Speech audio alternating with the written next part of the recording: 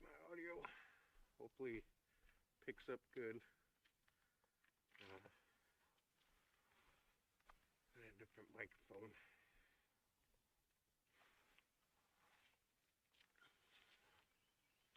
See how it works out. Other one, like I got like interview style mic, but seems to get a lot of noise in it.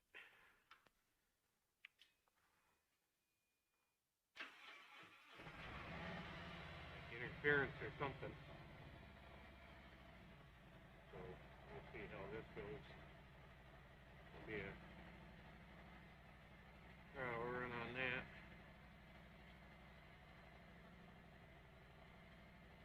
We're just gonna go through.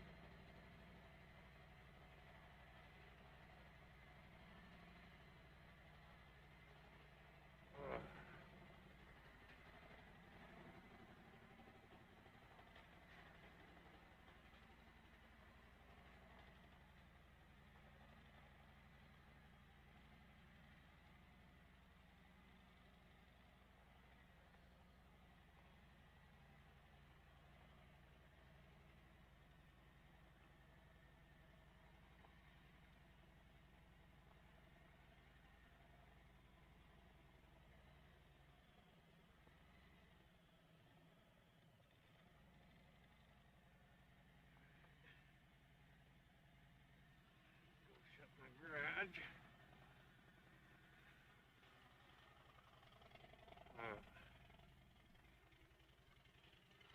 Beautiful day, that's for sure.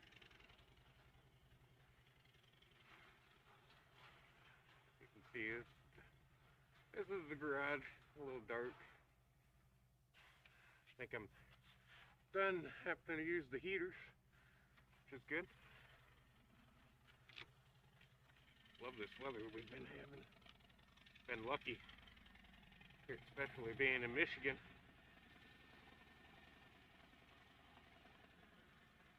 Well, it's supposed to be another nice day.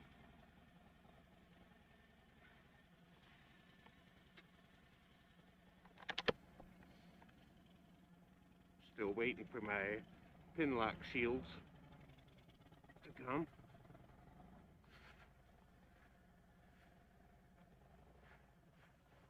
Just missed that pothole.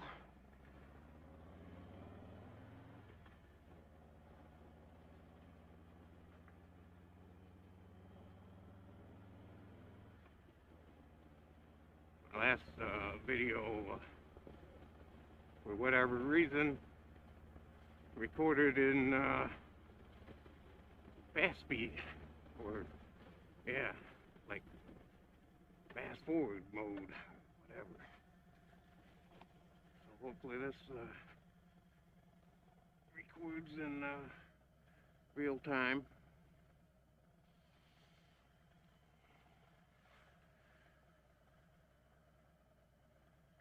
Need to make it to the dealership at some point and get the actual regular LEDs for my turn signals. Right now I got some Sylvania bulbs in my rear. LEDs. Makes my blinkers blink fast.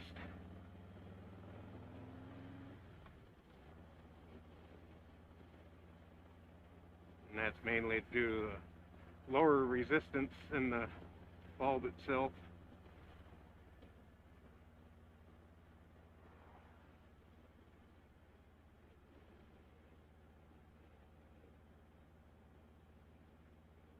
Cars do the same thing.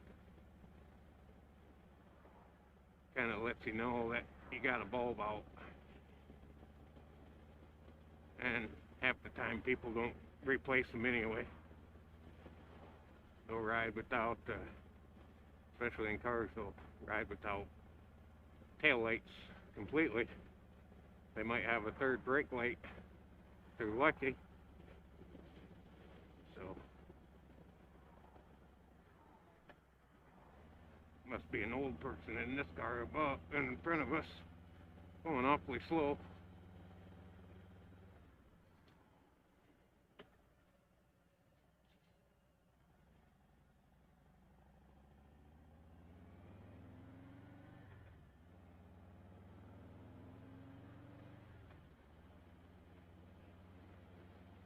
Wife just left to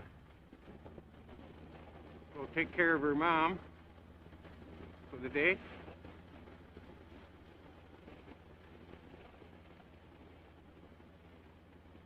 She mentioned about going for a ride tomorrow. That'll be fun. I already got her backrest on. No need for it to just sit in a chair in the garage, so I just attached it.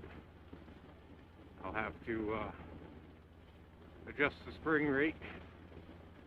I can show you guys that if you want. Most of you guys, if you're familiar with Harley Davidson's, you already know how to do that. Set your preload for the additional weight.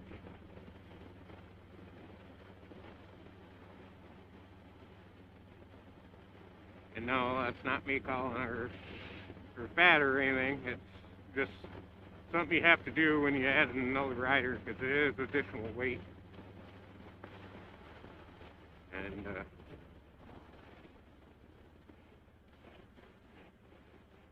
you don't want to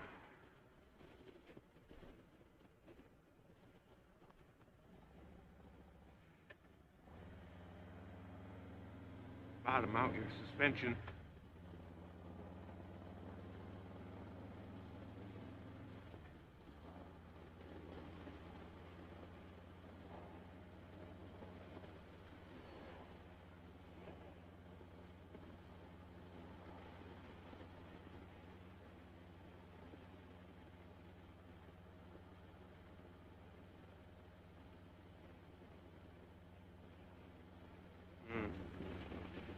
Not a cloud in the sky.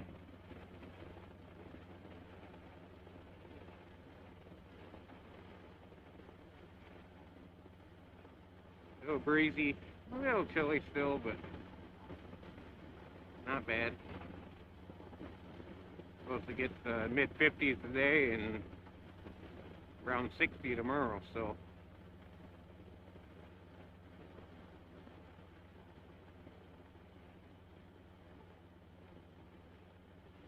been taking every chance I can get to go for a ride.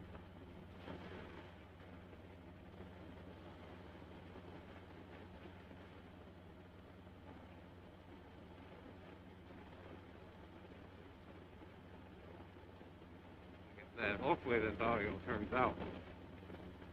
I gotta get something figured out.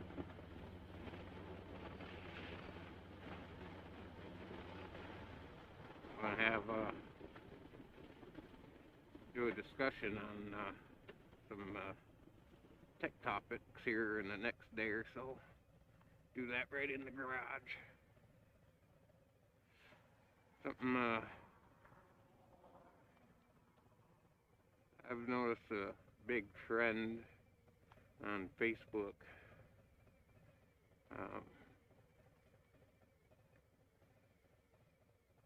We'll see how far that goes.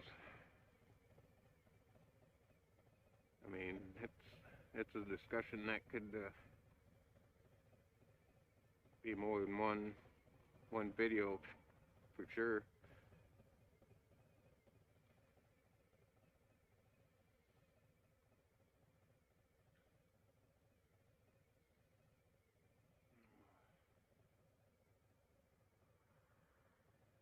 And it affects, not only affects professional technicians, but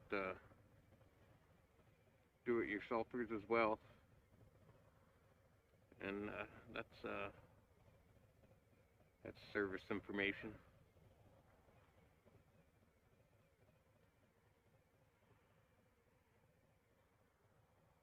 Like what kind of service information should you have? And who should provide that information to you?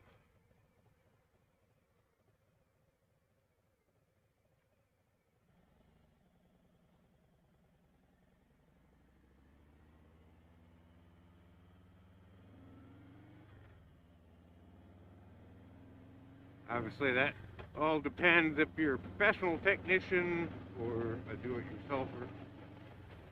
Like I said, I'll do that in my garage where it's fire. But for now, I just want to ride my motorcycle.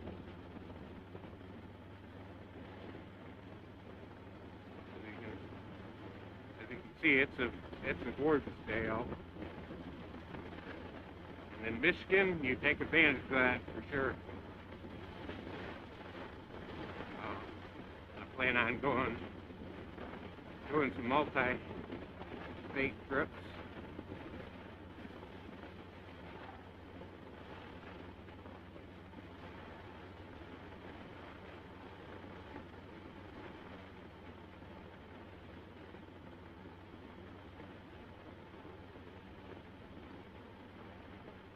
When you do something like that, you got to be prepared with more than you have to be, in-state, of course. Emergency supplies, rain gear. Some people don't wear rain gear.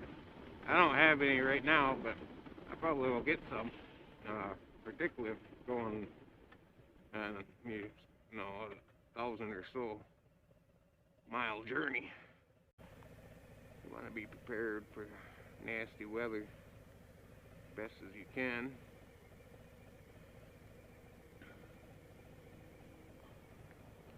Have some planned stops. And just enjoy the country we live in.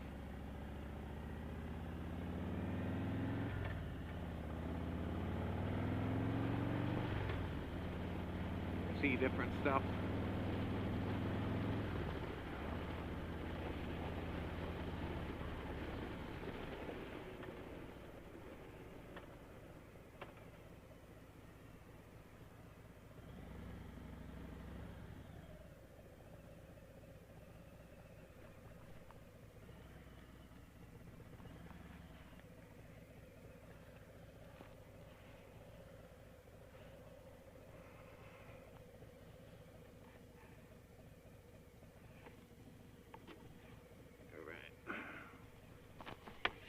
Here for a few.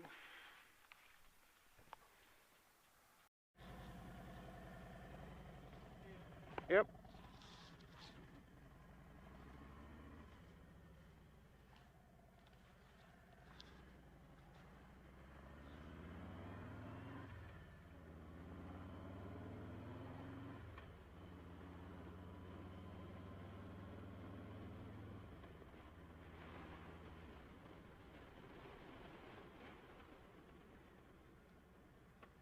Oh, what an absolute gorgeous day. Oh, I love this.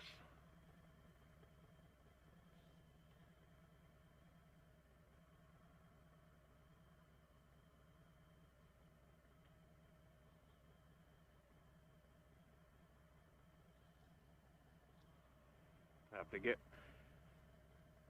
the maintenance done on my brother's bike so he can be ready.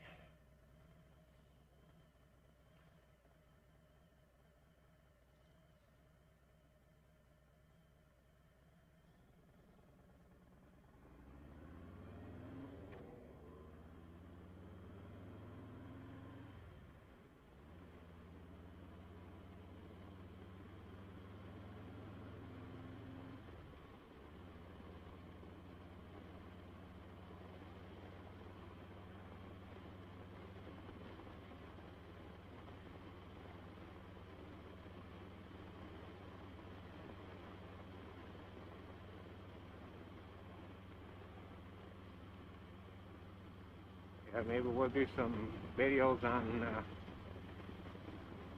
the bike as well, like maintenance and stuff.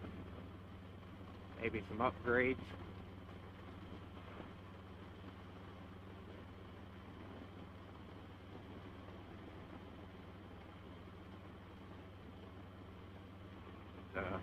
Need to get back into doing some car videos. testing techniques and stuff, scope use.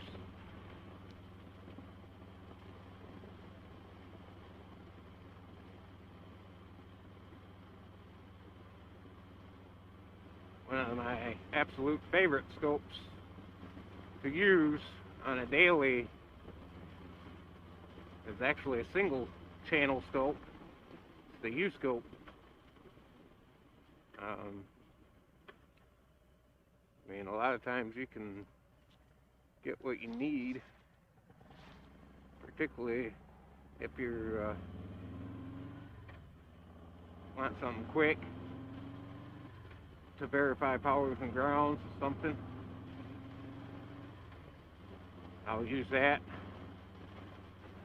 Even communication, doing one line at a time. Now, if it's an intermittent communication issue, then you're going to want probably, you know, a minimum of 2 channels, so you can watch it while you, whether you drive the vehicle, move around harnesses or whatever that's needed.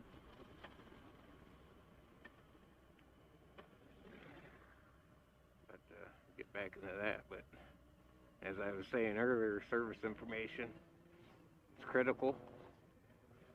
If you're a professional technician, your shop should be paying for it, no doubt. And they should have more than one source, as I think we've all ran into issues where it was either incorrect or missing altogether. Nice thing about ALLDATA and some of the other ones that people don't realize is they can reach out and request the OEM information from them. And ALLDATA, I know for sure, typically within an hour you'll have that information. I'm not sure how quick the other ones are to respond, but if you do, I would say get ALLDATA and 1 or 2 of the manufacturers that you do the most of. Obviously, if you can afford more, do that. OEM.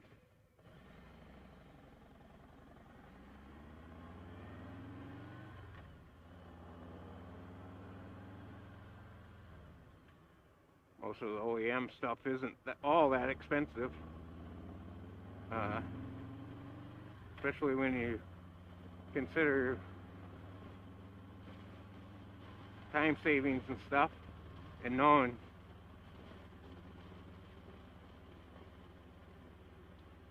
and it also helps your technicians earn more money because they can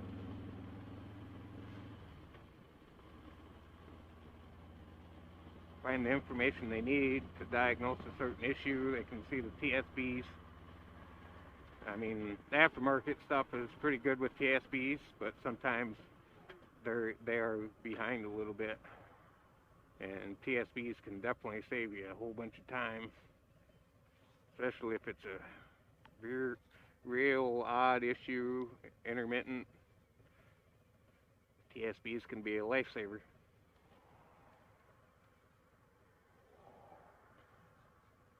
But obviously don't follow them blindly.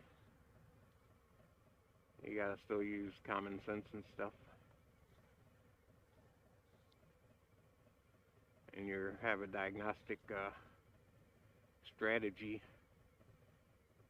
and have a process that you stick to. Because without that,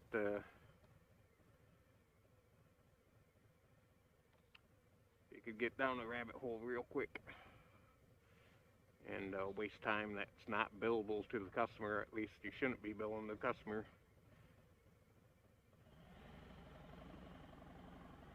Something that isn't their fault or vehicle fault.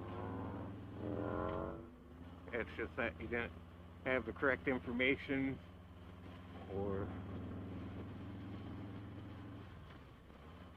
obviously if you're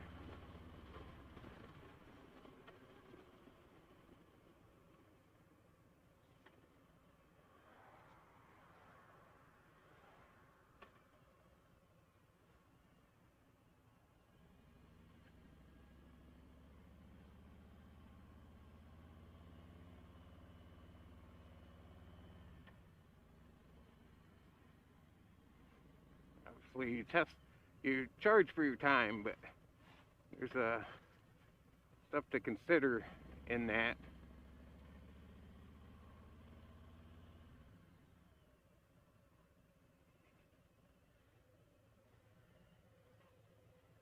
Alright, I gotta do a little banking here. So I'm going to turn you guys off for a minute. Alright, back with you.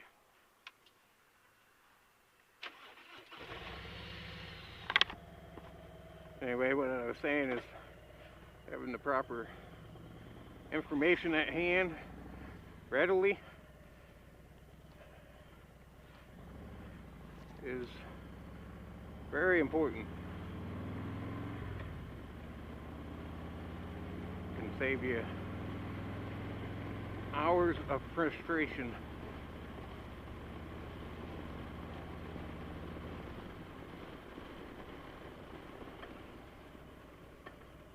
And why be frustrated when you don't need to be?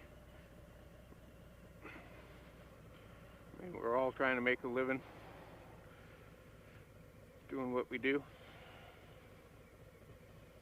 Yeah, absolutely gorgeous day to be on a motorcycle.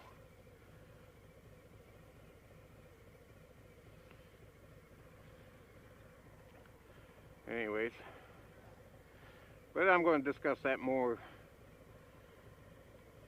in at the garage, my little cave.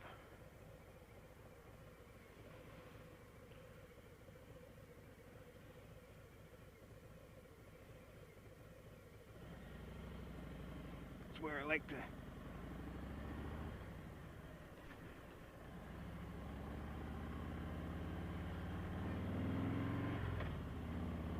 do experiments and such.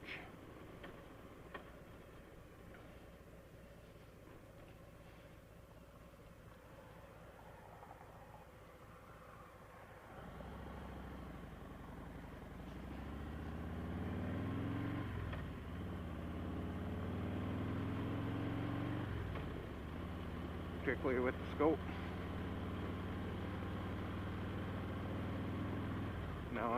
Now every issue you don't need to have a scope for. Scan tool data has come a long ways, so you need to learn how to interpret that data as well.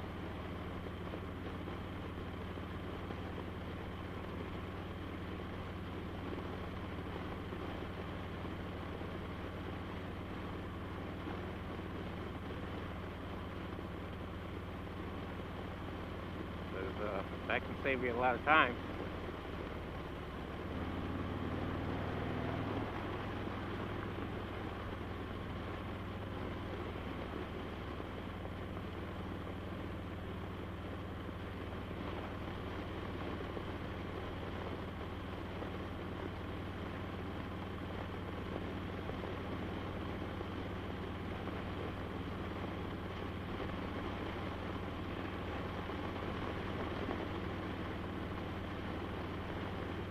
You know what I'm saying, time's money.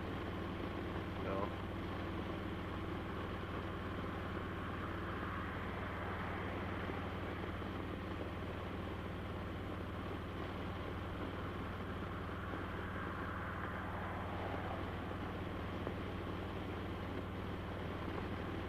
but I don't know if you guys are on Facebook or not, or pay attention to some of these groups. A lot of groups for help, and one of the top things I see is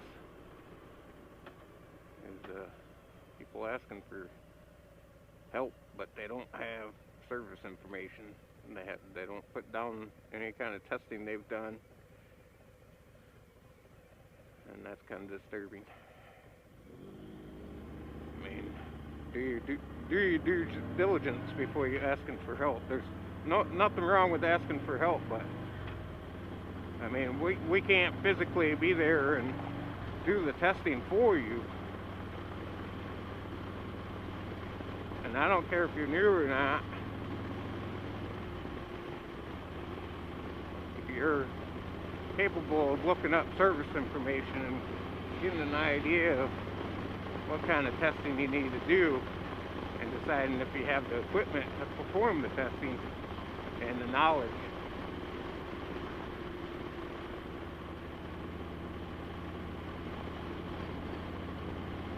And then if you need help with interpreting, the data that you collect, then yeah, the groups are perfect for that. And there's really no need to beat people up.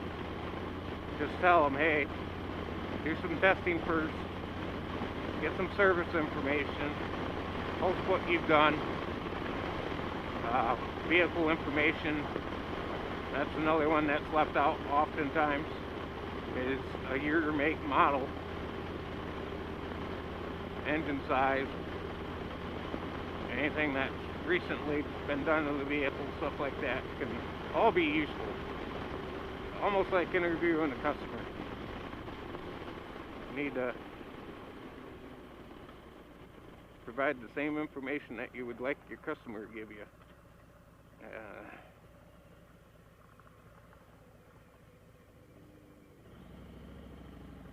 Like, has the vehicle been in an accident recently? When's the problem occur?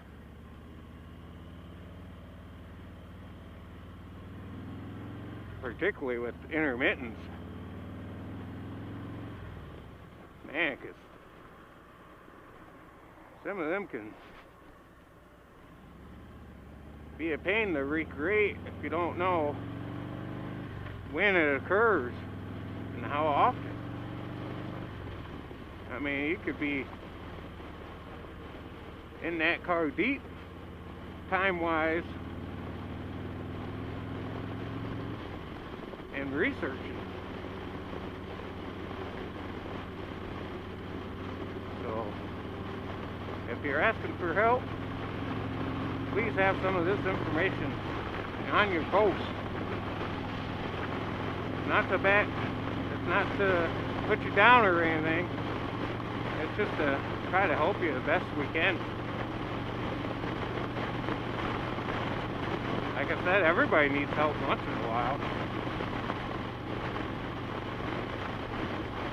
Whether it's from service information or another technician.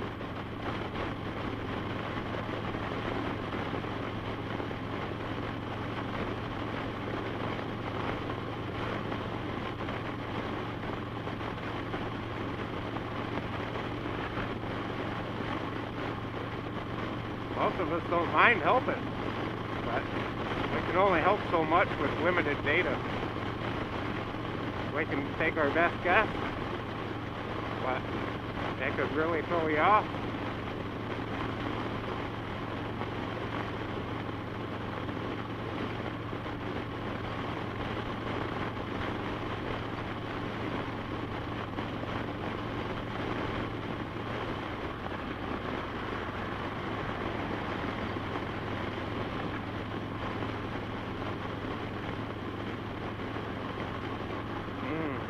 On the highway.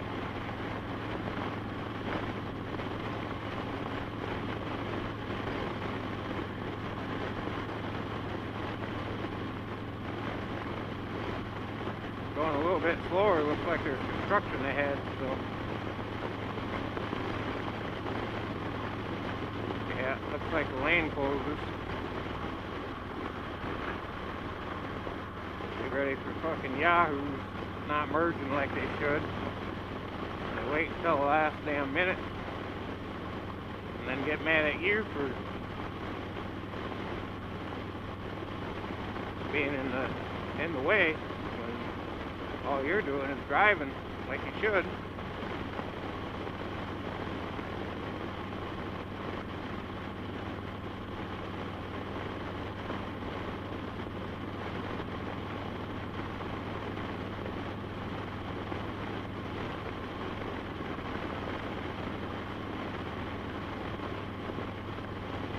unfortunately, we've had a lot of people, a lot of construction workers get hit and run over by people not paying attention or being drunk. In the middle of the afternoon, they'll be freaking hammered. No excuse to drive drunk.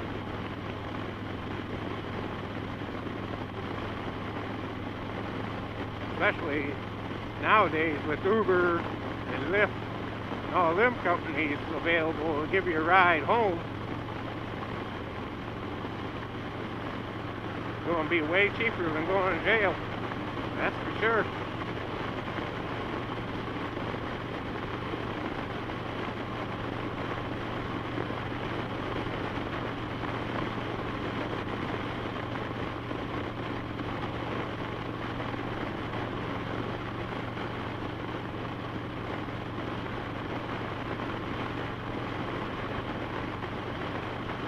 Going right out to where I went to high school.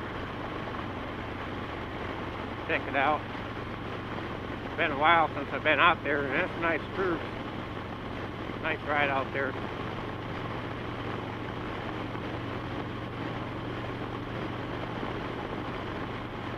Be hopping off the highway here at Grand Ledge and taking M43 the rest of the way. Get by this slow guy.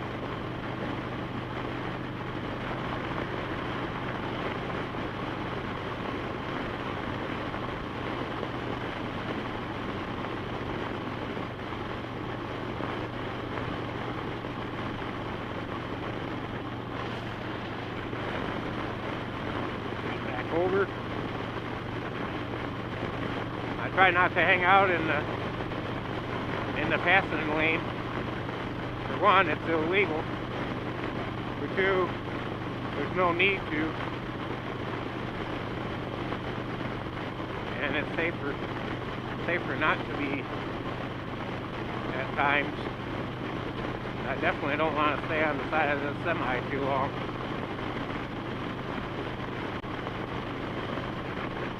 Not only for rocks, but him not being able to see me very well. Larger blind zones on a semi than a car.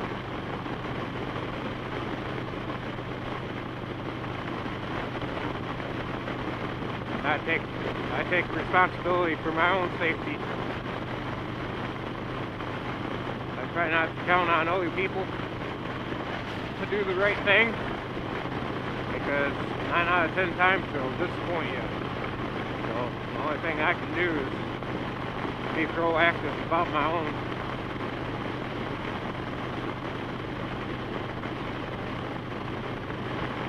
So how many of you guys ride a motorcycle? What kind of bike? I don't judge anybody by what they ride. It's more about the character of the person. I love seeing all kinds of different motorcycles on the road. Before this, I had a Yamaha, and then before them, I had Hondas. So, and now I've been looking at the FTR Indian. That thing looks pretty sweet. Heard good things on fellow channels.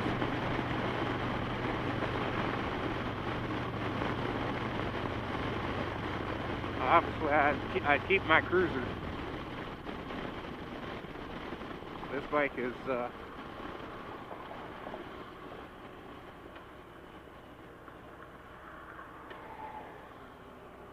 great for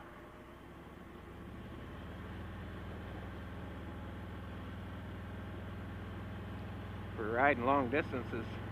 I do need to get a different seat.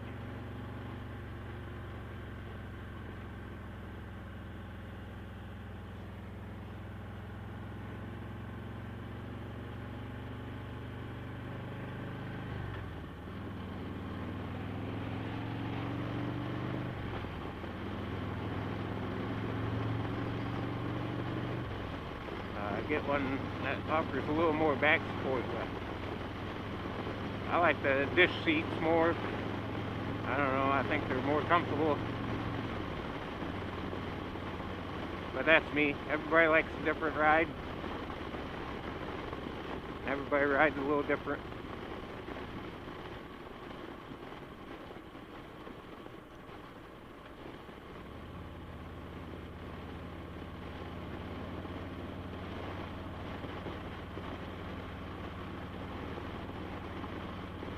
I try to stay away from that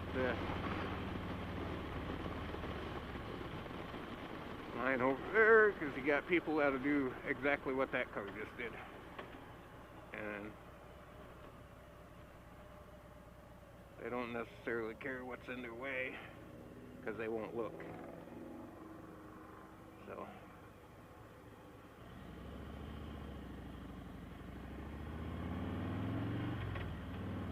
especially in a congested area like that.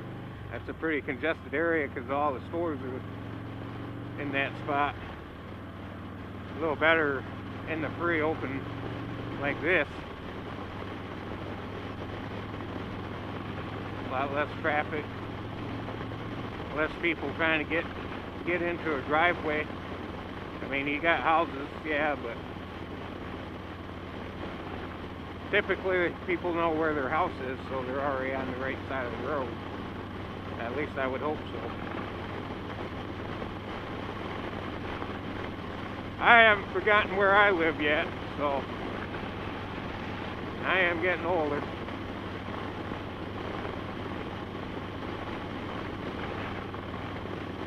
That's why I try to make every day count, and try to ride my motorcycle as often as possible, because that's when I enjoy it. One way I get free from thinking about work and other stresses of the day. Now when we get into town here, this will be Grand Ledge coming up. I don't know how many familiar with Michigan, but Grand Ledge will be coming up, and there'll be a bunch of more stores, so there'll be more congestion. I've got to take it a little easier in the spots that are congested. I mean, by any means, I don't go ride slow, but I use extra caution, ready for someone to come out of a drive or anything. I'm ready for it. So if I have to swerve or brake, whatever, or throttle, I try to be ready for it. So when I get up to closer to this light, I'm going to put my other hand on the handlebars. That way I can squeeze this brake over here if I need to. Or if I need to twist the throttle more, get out of the way, whatever it takes.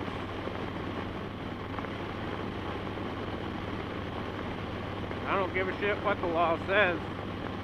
If you gotta go through a light to save your life, do it.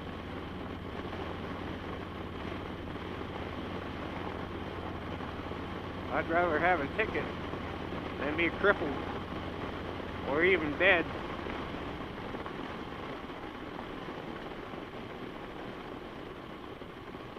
As you can see, some pretty busy area with lots of stores, gas stations, stuff like that. So you definitely want to keep an eye on people coming out of drives, because some of these people will be on their cell phone coming out of a drive. They'll just whip through there. They won't even stop. I mean, they do that when you're even in a car, so.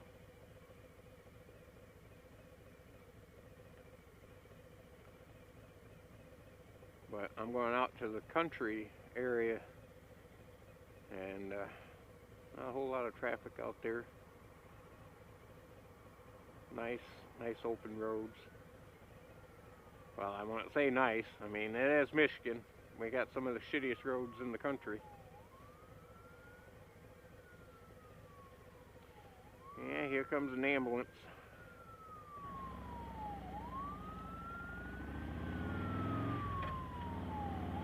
Try to get through this intersection.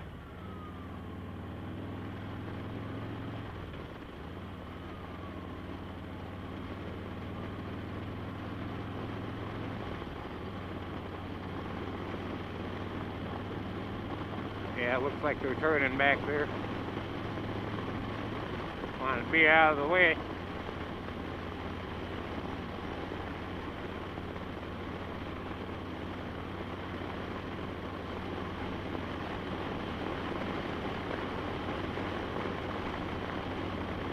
But when I was a kid, I grew up out this way.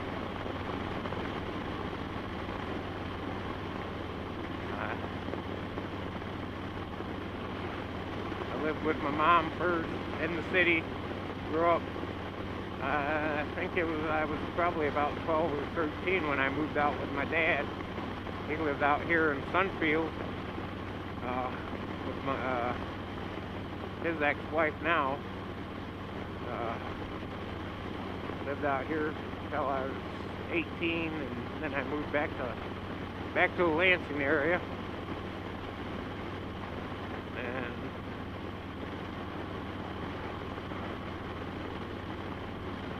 Worked in Mulliken for several years as a technician.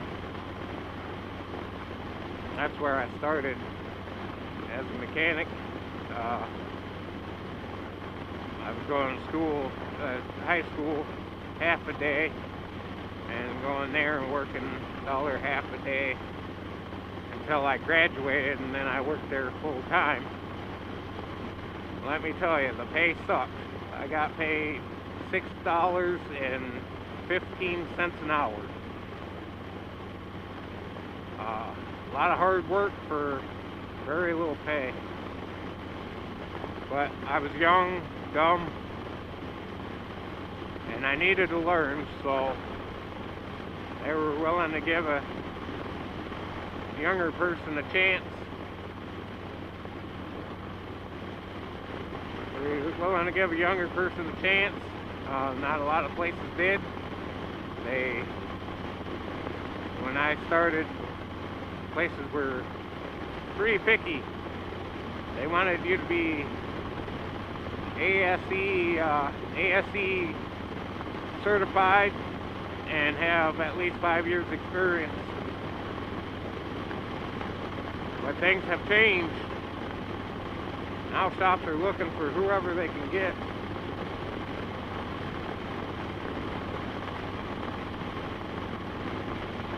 Plus, technicians aren't making, the majority of technicians out there aren't making 6 figures.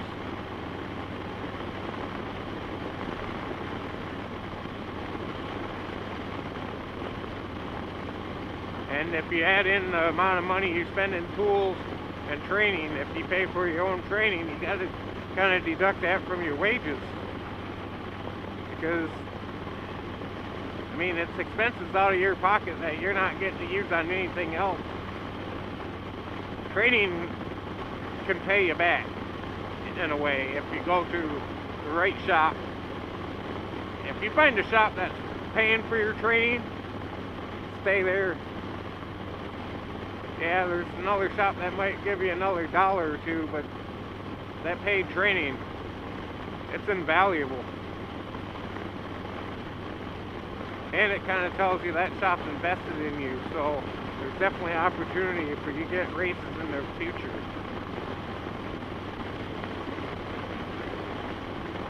One question I would ask if you're in an interview is, what kind of training do you pay for, and what kind of service information do you have? They list one service information source or say, well, we don't have that, you got to get that yourself. That's not a shop you want to work at.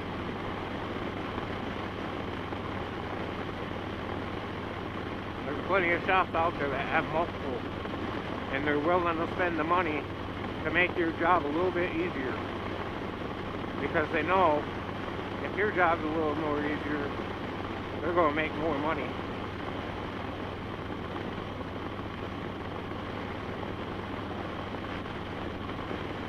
And shop owners spend a lot of unpaid time working on their shop. Some do it right. Some hardly have to go in. Some can relax and enjoy vacation. If you're that kind of shop owner, then you're doing it right. You should be able to trust your team to make the money that needs to be made for your business to survive.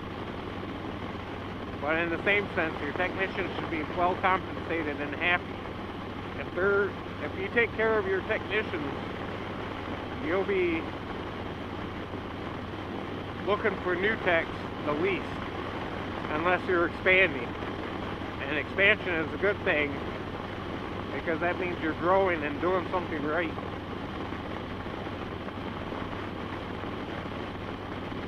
The only reason some of these shops exist that can charge $40 or $50 an hour is because the technicians they have are unskilled, or they don't know any better that they could do much better in another shop, get paid better, have better benefits, be able to take time off, have a family life. And honestly, there's technicians out there that don't realize they could what's out there, because they're not on social media. They don't see Facebook. They don't see the advertisements of great shops looking for technicians. But also there's some out there that don't invest in themselves with training. I mean, regardless if your employer pays for training or not, you should at least attend it on your own. Yeah, it costs money, I understand that.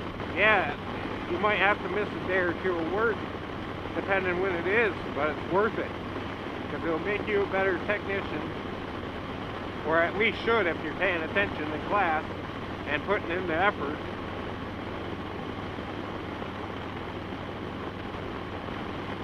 But it gives you opens doors to other experiences. You can grow a network of other technicians that say you get stuck on something, you could reach out and ask. That's just important as what kind of training goes on at these events. It's the networking. The bigger the network you have,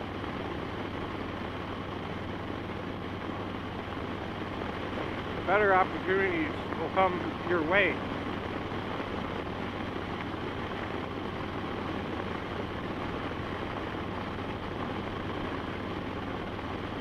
And it also makes it to where what cars were unfixable before, you could reach out and ask and fix that car and fix it correctly the first time, instead of saying, hey, you're going to have to go to the dealer, or hey, we're going to have to send it to ABC shop.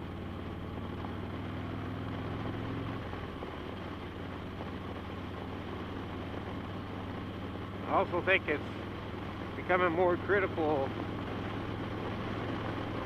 in becoming specialists.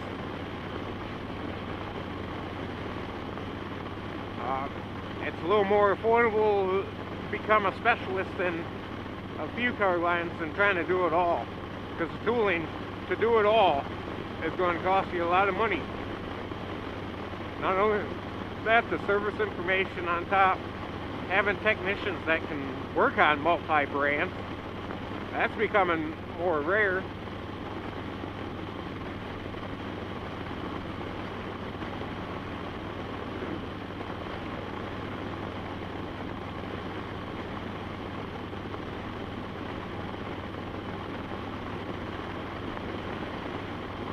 So I always wave the bikers, other bikes.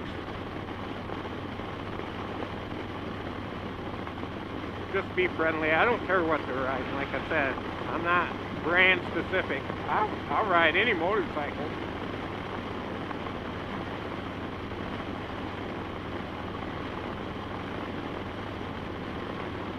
But I will admit, at first I was against Harleys.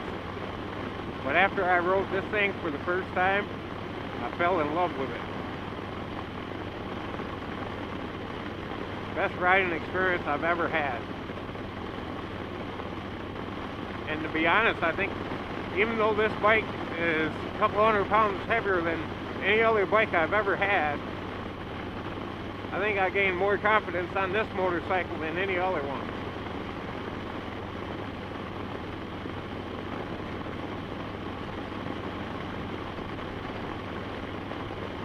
Of course, I do try to practice and keep my skills sharp for like U-turns and stuff like that, swerving,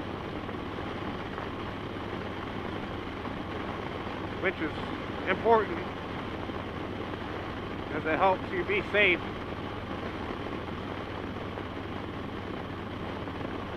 Like I said, I'm out in the country. Nice, beautiful views, open, not a lot of traffic to worry about, no stop and go. So, if you guys want, leave a comment in the bottom and let me know what kind of material I see. I try to move over when a semi goes by, just in case a rock comes flying off the tire. Try to get into lane position 3. I'm typically either in 1 or 2, 2's being the middle.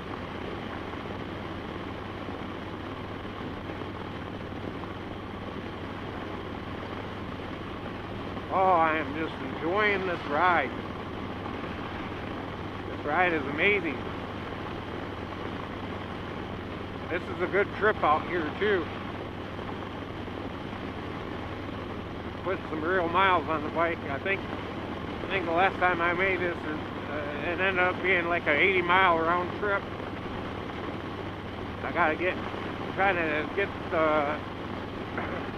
used to riding on the motorcycle again for long distances before I take a multi-state trip. I also want to go to the UP with my motorcycle. There's some extremely beautiful places to go up there. But I want to get used to it because not much happened during the winter. So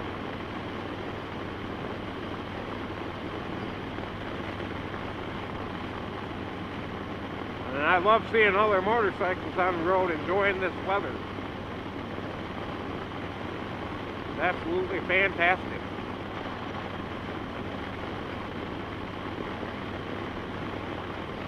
I'm probably going to try to hit some of my dealership group rides this year, being a hog member. Pretty cool thing they do. Look, Mom, no hands.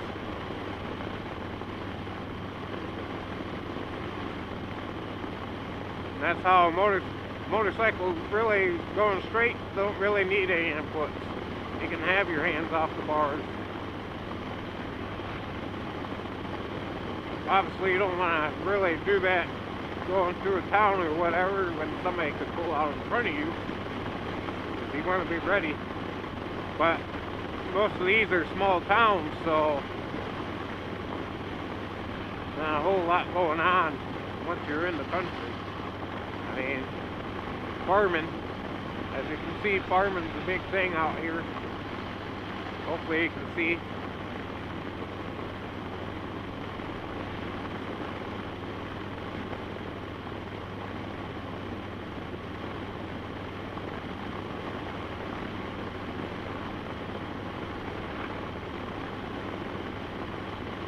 I'd like to do some camping this year, even on the motorcycle.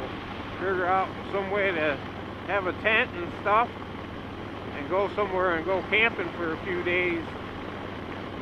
There's a nice spot. It's called Half Moon Lake and Six Lakes. Nice little campground. They have, campers, fifth wheels and stuff, but they also have a tent area.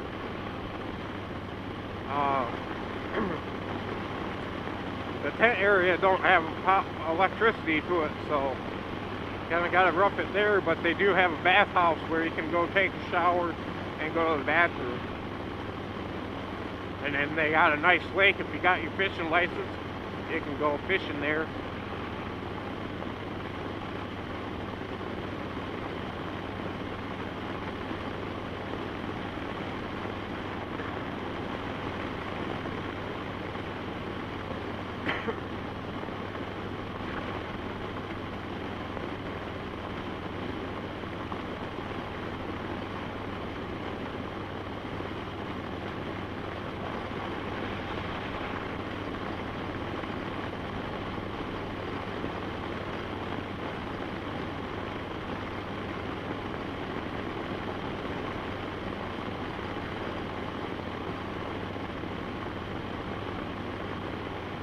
But I don't know how you guys like the new, if you guys seen them or follow Harley. What do you guys think about the new colors? I think some of them look sharp. And I like the badging. I like how they changed some of the badging on the tanks. I think they did a great job at it. Brings a little bit of their old heritage back. I'm just thrilled at seeing this year's bikes. The Indians got some nice bikes. Some of the Indians I don't really care for. I don't really care for the old school fender on the Indians. Some people love that. It's just not my style.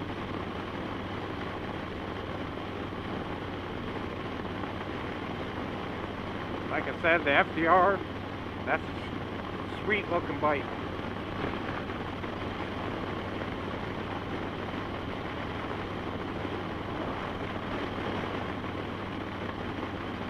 Who knows? I may buy one. I don't know.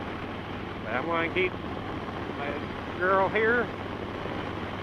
The only way I'd get rid of this Road Glide is if I was trading it in for a new Road Glide. I just love the Road Glides. I mean, I'm sure I would love the Road King or the Sport Glide.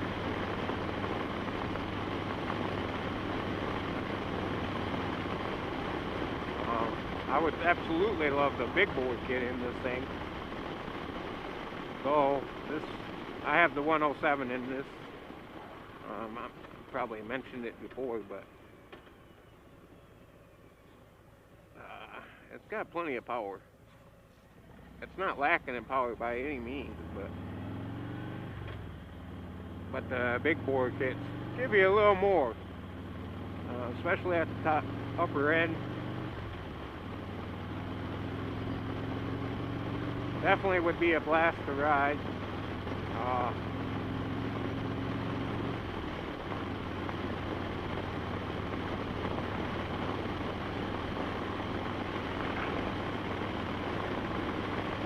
I just love how smooth these things are to ride.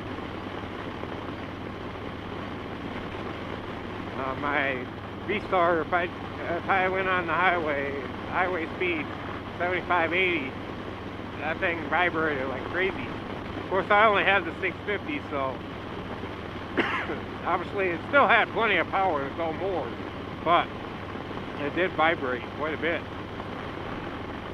And the bike had less than 10,000 miles.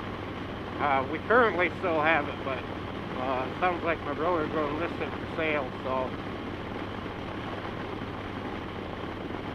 Because I ended up getting this Road Glide, and so I gave that one to him.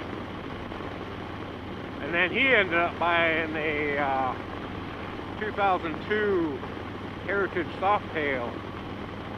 He loved that.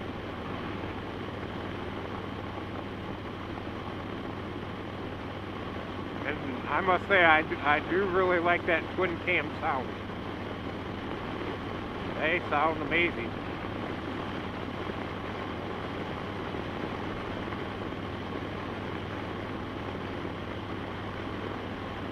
Nice big swooping curve.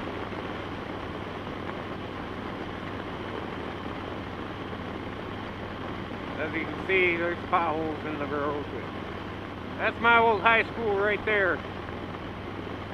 They used to have an automotive program, but I see that building's gone now. That school is old.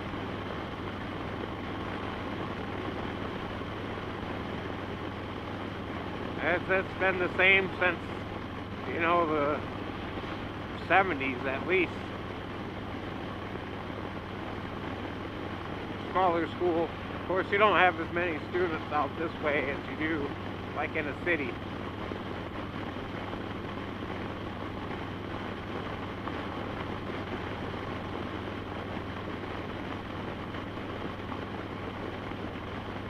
I'm going to go here in the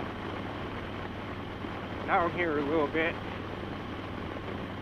and I'll find the spot to stop and turn around or whatever. I'm just out cruising.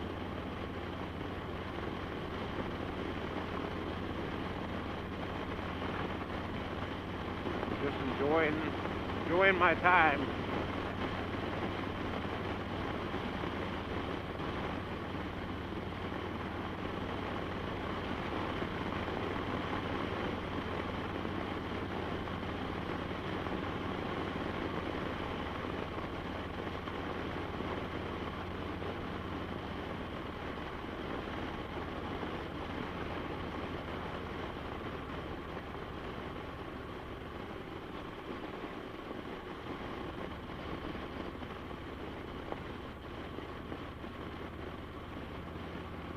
Maybe I'll stop at this Mickey D's. There's Jordan Lake. Go up there.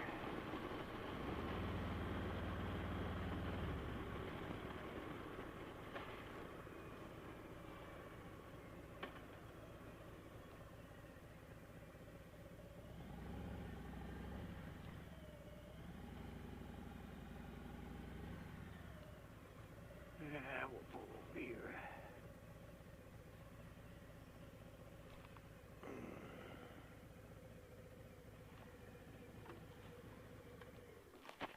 Alright, I'm going to turn you guys off for a little bit. I'm going to smoke me a cigarette. I know, bad habit.